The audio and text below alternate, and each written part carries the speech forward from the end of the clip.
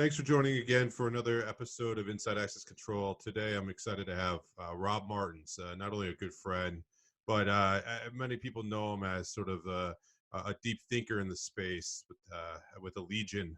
He handles not only the Chief Innovation and Design, I believe. I'll let you do your title, as well as he runs the Allegion Ventures arm, which is a corporate venture group within Allegion too, which we'll talk a little bit about. But today, we're here to talk about innovation and a handful of topics, which should be a fast-paced, good conversation. So, Rob, I really appreciate you making the time. Well, good morning. It's good to see you, Lee. Yeah. Crazy times. It is definitely. It's the new normal, I believe. So, well, and hopefully conversations like this, whether they're a mental break for people or then also maybe they spark an idea or help to get through. That's the desire and the hope of doing this. So thanks for taking your time out of, leading an organization to spend some time to talk about these things. So thank you. No, thanks for having me, Lee. I think these are great. I've been watching them, and I think this is a good opportunity for those of us in the industry to get together and start some broader conversations. So appreciate you facilitating it. One of the areas that people are talking about now, actually, which is good, is this touchless and the concept of touchless access. So, historically, you've had to touch a lock, a lever, or a push bar, whatever it might be to get in. There's been a lot of conversation around seamless access and frictionless access, and now it seems to be taking up a touchless access. So, what are you seeing around that? Out of crisis, is born necessity, right? So we see a lot of things where people, for obvious reasons, don't want to touch, whether it's a door handle, whether it's any type of contact point that may not be clean in their mind. First, I think the easiest way to describe what we're doing in this space is we're trying to act as a enablement platform for people that are working in specific markets. So for us, what that really means is we have a very large mechanical business, as many people know. We have a decent sized electromechanical business, and then we have digital platforms. So if you take that all together, we would call that our enablement platform. And then in the case that you're describing specifically, we're looking for more touchless stuff. We're working with some really ingenious companies like OpenPath and other people who are saying, hey, listen, Allegion has an auto operator or has these other door controls and things. What can we do collectively to start to think about what the next generation of solutions are going to be, where we can integrate those things together? So we're going to have some interesting solutions that are going to solve for specific problems. I think obviously the flavor of the month is touchless. But I think one of the benefits from an innovation standpoint of what we're seeing with this crisis, again, is companies are talking to each other that historically may not have gotten in the weeds on some of these things. It's a great opportunity for people to discover each other and to talk about what they uniquely have to offer in their spaces. So I think it's really important for incumbents like Allegion to get out there, make sure people understand, what we're willing and able to enable for them, and to start building out some of these unique, whether they're frictionless platforms, seamless platforms, and touchless platforms, whether it be for healthcare, whether it be for higher education, K through 12 schools, commercial real estate, multifamily, you name it. You said so. Collaboration and partnerships, definitely. I do believe this is going to force some of that, especially where before people could just go at their own speed that they needed to, and sort of collisions would happen. Now maybe some more purposeful interactions because they need to collaborate to get things done, to have those collisions. That might be good. I'm thinking the crisis will drive some more real adoption, but outside of that, do you agree with that, number one? And then if so, what else do you think needs to happen in order for adoption to be increased? No, I do agree with that. And I think it's important to keep in mind, we obviously have some advantages on the non-residential side of businesses, in that we have codes and we have some standards that everyone adheres to that you don't see on the residential side of security. That's caused a lot of the challenges, I think, just an incredible number of standards and other pieces. So the way we approach it is kind of threefold. and we're improving, or at least I hope we're improving every day and trying to do it. And that is, we believe that in order to be successful, you got to offer three things. One, you got to be secure. Okay. And I know I'm preaching to the choir here, but when I talk about secure, I mean both physical and digital. So a simple example of security physically is, hey, if you are a lock maker like Allegion is, you got to perform against picking, you got to perform against kick-in attempts, all of those things like that. Digitally, what we're talking about from a security standpoint is protecting the information that may be in that device, but also preventing things like DOS attacks, denial of service attacks, or other elements like that, your cyber elements. So security is one. Scalability is number two. Scalability, giving examples again, from a physical standpoint, scalability means things like cycle testing. How many times can I use that lever or use that lock before it's going to break down and not perform the way that it should? So that's scalability in the form of the lock, the physical lock. Scalability in terms of software, in terms of platforms and things like that, has more to do with how does it behave when you have 500 users versus 5,000 versus 50,000 versus 500,000. How well does it scale? And Lee, as you well know, depending on how you've architected your solution and how you've built it, scale exposes small problems that then become big problems. So for example, if you have a small memory leak or something of that nature, that can be exacerbated in a massive way at scale. And then last but not least, simplicity.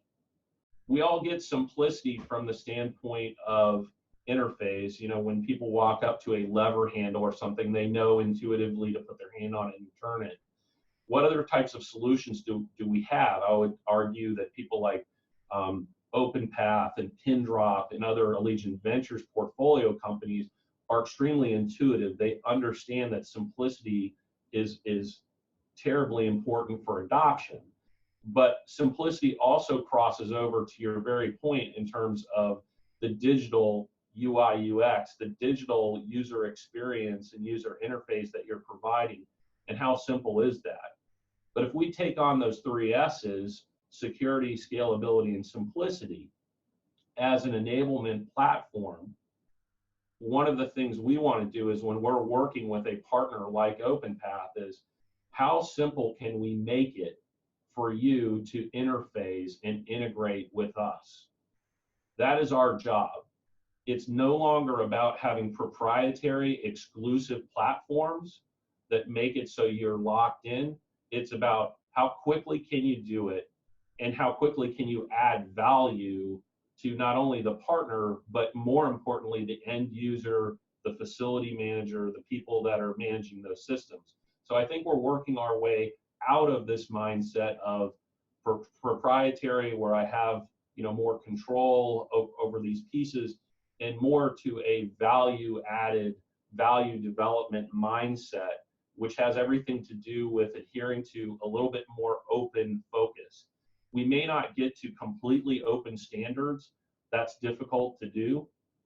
But I do think we can get to a mindset of, I have to be the easiest partner and enablement platform for people to work with in order to be successful. People like to be binary. It's either open or closed. And I don't think it's going to be any more completely open, like you said, than it's going to be completely closed. Somewhere in between. I think interoperable in a lot of ways of what you're talking about. Even what's interesting is making hardware interoperable to work with software, and software interoperable with different hardware. And keeping that open so people can do that, right? There's a way to do it that's not necessarily marketed just as open, but then caught up in the weeds of contracts in order to make it so people can use it. That will definitely, I do agree, drive adoption. And I think the more that we can do that and create sort of holistic solutions that are collectible parts, the better it will be. Because I know the Pindrop team, they do a really good voice authentication platform. They're not going to be the best guys probably to build hardware for locks, right? So the ability to bring those two together, and you can start to put the parts and pieces to deliver what is probably the best solution, which would then drive adoption because experiences are better, which I think that's what the consumers want. Where historically it was always believed that the best way to deliver a best solution was to control everything seed to flower, because you were the master of that domain and you can control it. Now, though, it's flipping. The ability to drive the best product is actually one where there's made up of many parts. And that's a total different mindset from everything from product management to the finances, how you do it, to how you build the product, all that stuff. So my hope is coming out of this as a community, if you would, that will actually even grow faster, which I think will deliver even better solutions. Obviously, the first piece of advice that I think both you and I would give to a startup is understand your expenses and understand your revenues. Make those tough decisions, understand your circumstance. I think there is a clear opportunity for people to focus on what they do well. For example, Allegion has a very strong enablement platform. Again, mechanical, electromechanical, some digital tools for integration.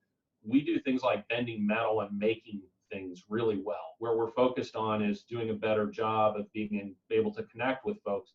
There are going to be more people that are taking the approach that we take. And I think specialization and understanding your end market, if that's what you're serving, is going to be incredibly important. So when you look at a company like Pindrop, they've historically focused in places like contact centers and in other high security areas where maybe it's dealing with credit card fraud and financial services and things like that. When you see a need and you see a crossover where, for example, Alexa simply just at this point isn't able to discern with enough certainty Lee's voice from Rob's voice, there's a clear opportunity for a Pindrop to come in and bring in their technology that gets us to that 99.99, level that we need to see in order to adhere to our requirements.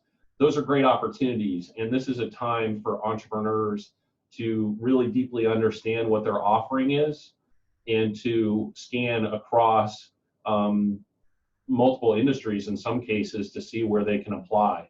I would suggest that access control, as we become more, using your word, Lee, more interoperable, there are more and more players that we have historically not thought of as security or access control tools that are going to work their way in. Yeah, 100%. It's another one of those phase changes where you've got products that have been user experience, let's say in HR or in other areas, that now all of a sudden become the front end to a lot of these systems. And historically, our industry didn't want to give up control, if you would, because of this security side of what we did, where if we let somebody do it, but now it's flipping to where that's actually going to be what is the necessary way of going to market, because that's what the consumer wants. So, good tips for the early stage. I guess on that, seeing that, part of this crisis is going to be finance. People are going to be looking for money, and you have a venture arm that from a corporate side.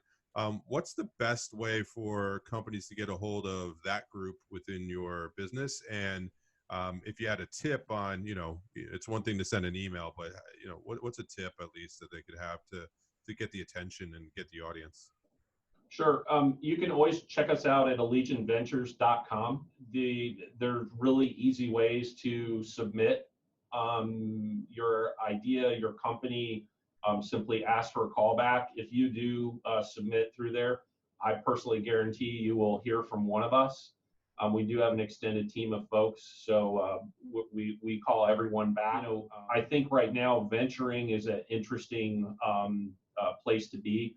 I think in particular corporate venturing is a very interesting place to be. Capital up to this point has not been difficult to find. But I think what you want to really get after is finding people that are going to provide some tangible value to you outside of just the financial piece. Now, that's not to say most VCs are going to provide you with some really savvy business advice. But in terms of understanding product roadmap, where to go, who to integrate with, how to get those things done, and most importantly, understanding how these relatively complex markets really work, especially in times of a downturn, is super important. And so finding those, I would say, corporate venturing resources that have innate knowledge of the markets that you're interested in, I think you'll find those are worthwhile calls to put in and to make those connections. I would say the other thing to consider is we really have 4 distinct, what we call innovation engines at Allegion. Our core innovation engine, of course, is we have hundreds and hundreds and hundreds of engineers around the globe that do organic, innovation for us, and industrial designers and all kinds of other great team members. In addition to that, if you know Allegion's history, we've been somewhat acquisitive. We do add, from an innovation standpoint, to our portfolio on occasion when we think the cultural and product synergies and business synergies are good. Then we have ventures. What you should understand about Allegion Ventures is we focus on adjacencies to the core business that we have.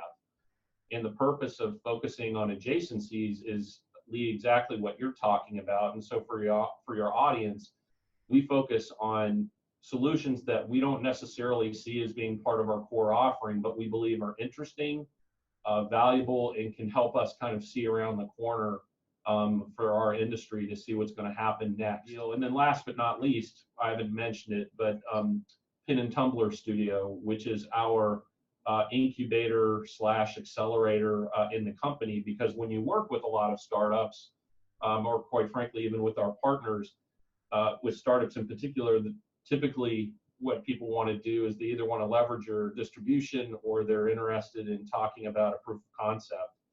And Pin and Tumbler Studio conceives and launches products in 120 days or less. That's our model. And so we do rapid development and dispersal of what we would call experiments to validate theories and other things. You have, of course, advanced development, which is focused on propagating standards and things like that. And then you have things like Pin and Tumbler Studio, which is more focused on the innovation side, which is about theorizing and proving those theories out. So the purpose in mentioning these is, if you're a startup, look for corporate venture arms that provide you access to these types of tools and these types of insights, because that's where you're going to see the best opportunity. I think one last thing, maybe, Lee, is understand fundamentally as well, if you believe that you fit into the core platform of a corporate venture you're talking to, ask yourself as the founder whether you really want that entity on your cap table or not. This is still a time to protect yourself. So, for example, I have people on a regular basis that sell smart locks or create smart locks that reach out. And I always like to ask them that question is, depending on what your exit strategy is, do you really want a company that you may look to ultimately sell to be on your cap table? So be smart. This isn't a time to panic or anything like that. It's time to be smart. So think, broadly and deeply at the same time about who you partner with. Love it. I think on that, we'll leave it on that note, because that's the best advice that I think you can give a lot of people right now, especially the not panic side, and then also continue to make smart investments. So, Rob, I really appreciate you and I. We could talk for hours. So we'll let everyone go at this point. But no, I really appreciate you taking the time out of your schedule to share some insights, and at least get a glimpse into how you view what's going on right now in the marketplace, and giving support to people that frankly at this point need it. So thank you. Well, thanks for having me, Lee. And just for your audience, be safe and be healthy. We're going to get through this, and I guarantee you we're going to come out the other side a lot stronger than we were before. Yep, no truer words. So thank you, Rob. Thank you.